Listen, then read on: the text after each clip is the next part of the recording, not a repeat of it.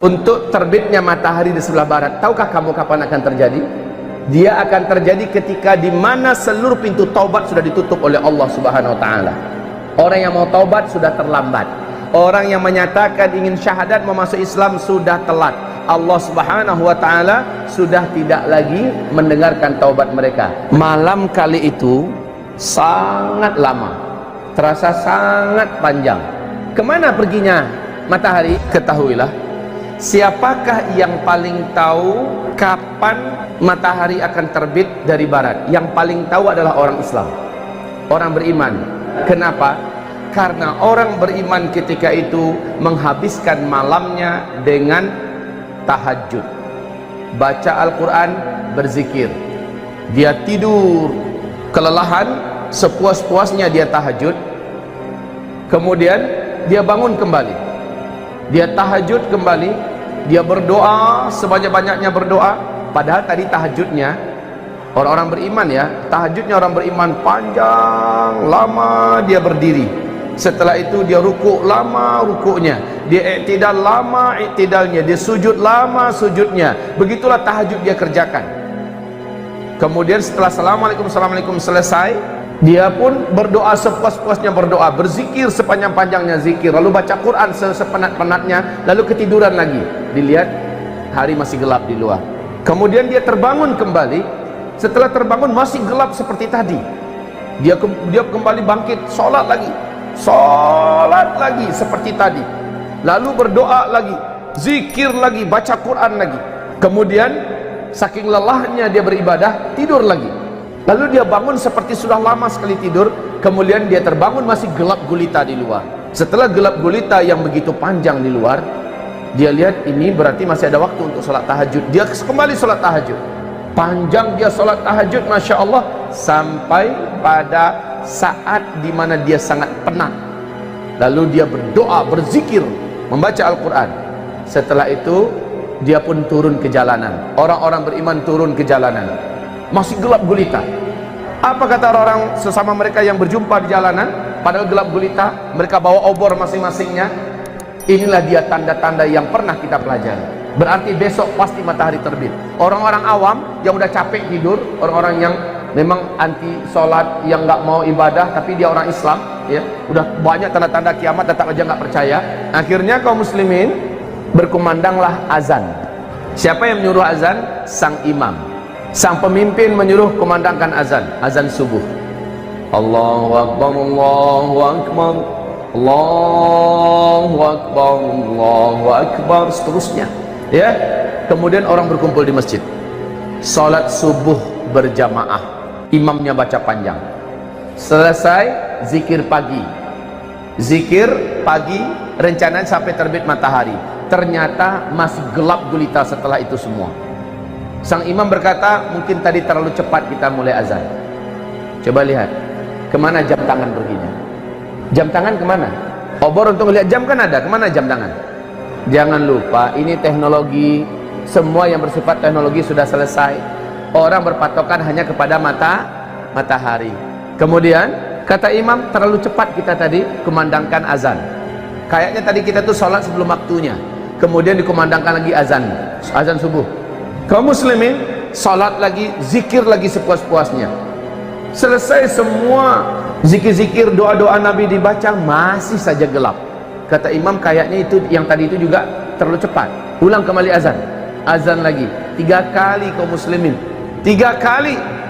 Baru setelah itu mereka berzikir sepuas-puasnya zikir, mulailah nampak langit mulai terang. Tetapi anehnya bukan dari timur, dari barat. Orang-orang beriman paham inilah dia. Tapi sejak matahari terbit, Rasulullah sallallahu alaihi wasallam menyebutkan, sejak itu semua isi Al-Quran, baik yang ada di dalam mushaf, isinya hilang, Pak. Lembaran putihnya saja yang tersisa. Begitu juga yang hafal Al-Quran, dalam satu malam itu menguap ke langit seluruhnya. Hafiz Al-Quran hilang seluruhnya. Bahkan Al-Fatihah yang paling akrab sudah lupa semuanya. Semuanya hilang.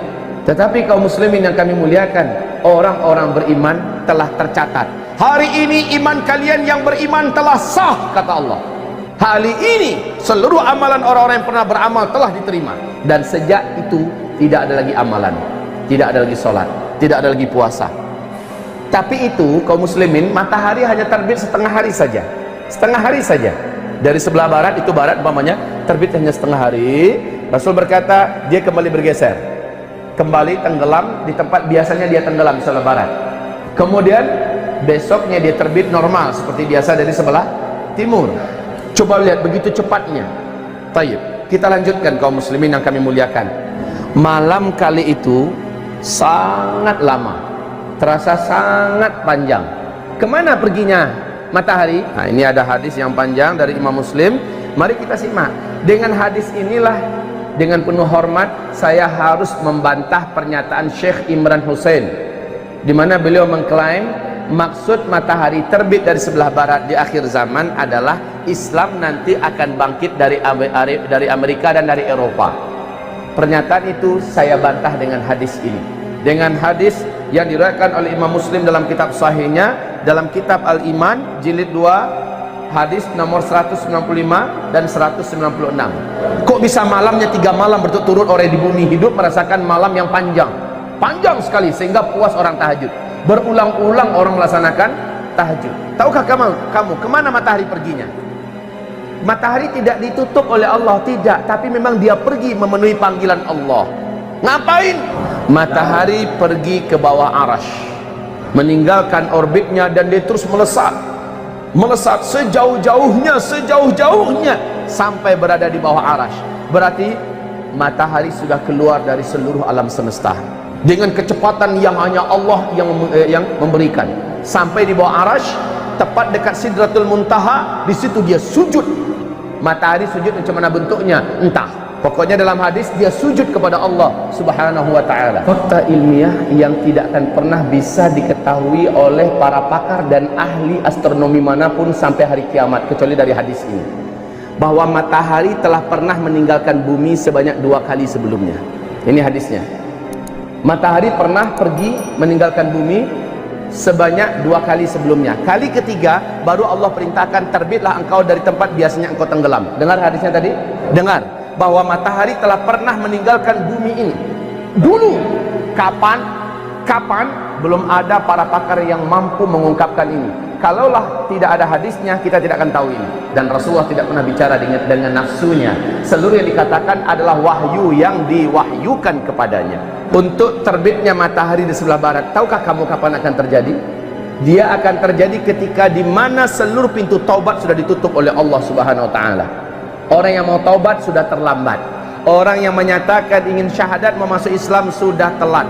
Allah Subhanahu wa ta'ala sudah tidak lagi mendengarkan taubat mereka. Di kitab Ensiklopedia Akhir Zaman, Rasulullah bersabda sallallahu alaihi wasallam, tempat terbitnya matahari dari sebelah barat, tempat terbitnya matahari, tenggelamnya matahari di sebelah barat, itu adalah pintu taubat yang ternganga. Jarak pintu taubat itu, kata Rasulullah SAW, 70 tahun perjalanan. Tidak tahu 70 tahun perjalanan cahaya atau perjalanan apa, pokoknya lebarnya pintu taubat itu terbuka adalah 70 tahun. Tapi ketika matahari terbit dari sebelah barat, sejak itu pintu tersebut tertutup rapat, maka tidak ada lagi taubat. Tidak ada lagi taubat. Orang yang ingin bersyahadat memasuk Islam sudah tidak lagi diterima. Bahkan sejak matahari terbit dari sebelah barat, tidak ada lagi sholat duha, tidak ada lagi sholat zuhur, tidak ada lagi sholat asar. Semua ibadah-ibadah dan syariat sudah diangkat. Besoknya binatang raksasa akan keluar dari dalam perut bumi. Malam harinya Al-Quran sudah dipanggil oleh Allah kepada sumbernya, kepada zatnya. Bahkan catatan, subhanallah, Bapak akan baca nanti hadis, kita dengarkan bersama-sama ya. Rasul mengatakan saat itu Al-Quran hanya tinggal lembaran-lembaran putih. Di waktu duha, setelah matahari terbit, orang-orang ingin melihat Al-Quran. Betul, Al-Quran sudah tinggal lembaran-lembaran putih. Saya bertanya kepada Bapak, di zaman Nabi ada nggak Al-Quran yang seperti ini? Di zaman sahabat ada nggak Al-Quran seperti ini? Tidak ada. Yang namanya kertas itu kan baru beberapa tahun kemarin yang baru munculnya kan. Nabi mengatakan saat itu Al-Quran sudah tinggal kertas-kertas putih kosong. Subhanallah.